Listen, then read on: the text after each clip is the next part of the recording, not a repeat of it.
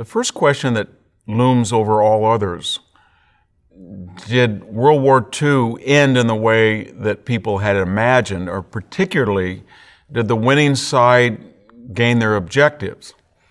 If those objectives are defined in one particular manner, the answer is no, and another yes. Let's look at the failures of the Allied causes. World War I had promised us a perpetual peace. The Versailles Treaty was a way to make sure that the war would end all other wars, and it failed. The League of Nations failed. In World War II, there was an optimism that the Allies were fighting for the four freedoms, or they were fighting for the Atlantic Charter, or that they were going to rehabilitate Joseph Stalin, and the Soviet Union would be a partner, and they would have so much power, these three powerful nations, that they could adjudicate the post-war world in a positive sense. So then World War II would sort of be the real war to end all wars. At least that was the idea of the UN Charter. That, of course, was a failure. More people have been killed in wars since World War II than the 65 million who perished in that terrible 6-year period.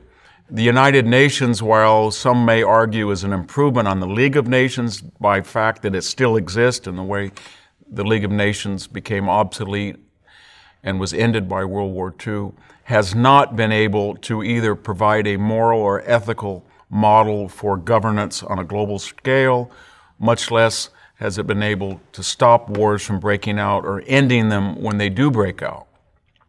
It is not a coalition of democratic nations. It is a coalition of often authoritarian governments in which true democracies are in the minority. And many of its resolutions hardly are what we would call classically liberal.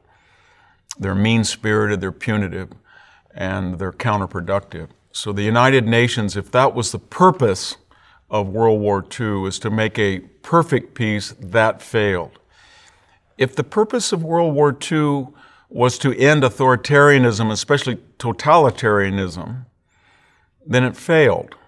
Because think of it this way: Britain declared war in Germany on September 2nd, 1939, to preserve the freedom of Poland. And that is to stop German totalitarianism from absorbing Poland in the way that it had absorbed Czechoslovakia and in the way that it had undermined nations like Romania and Hungary. World War II ended by turning those countries over to the Soviet Union. And so we substituted, if I could be so general and so sloppy in terminology, we substituted a right-wing totalitarianism for a left-wing totalitarianism. In terms of blood on one's hands, Stalin, who had been knee-deep in the collectivizations of the 1920s, the show trials, the execution of the Russian military classes, of Polish civilians, had more blood on his hands than Hitler did. And yet, World War II ensured that the Soviet Union would now control Eastern Europe. That was not the objective. And so in that way, World War II failed again.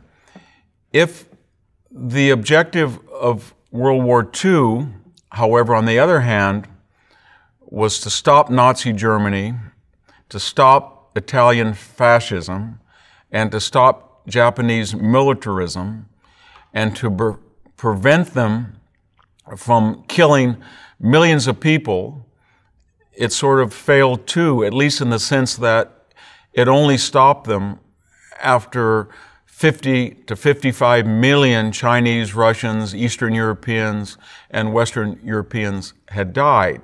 In other words, given the power of the Soviet Union that was displayed during the war, and the power of the British Empire, and the power of the United States, one asks, why couldn't that power have been expressed earlier in 1938, 39, 40, and it would have precluded the Axis Head Start, or at least their ability to kill so many unarmed people. Had the United States had the military power that it had in 1943, in 1939, had Britain had the power displayed in 44, had it had that in 36, maybe we wouldn't have had place names like Belsen or Treblinka or Auschwitz. Maybe 6 million Jews would be alive today because the Third Reich wouldn't have dared try to start a war with such powerful allies. In that sense, the agendas of World War II were a failure.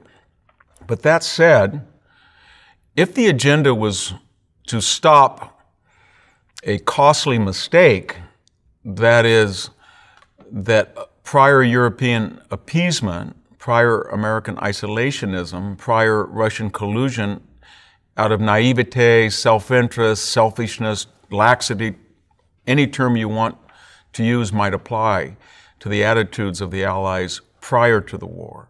Despite all that, if they finally wised up, in the case of Britain in 39, the case of the United States in 41, in the case of the Soviet Union in 41, and they saw that they were facing an existential threat in fascism and Nazism and Japanese militarism, and an existential threat that had a head start, and the purpose was to stop that, then World War II was a success. And remember how close they came to failing.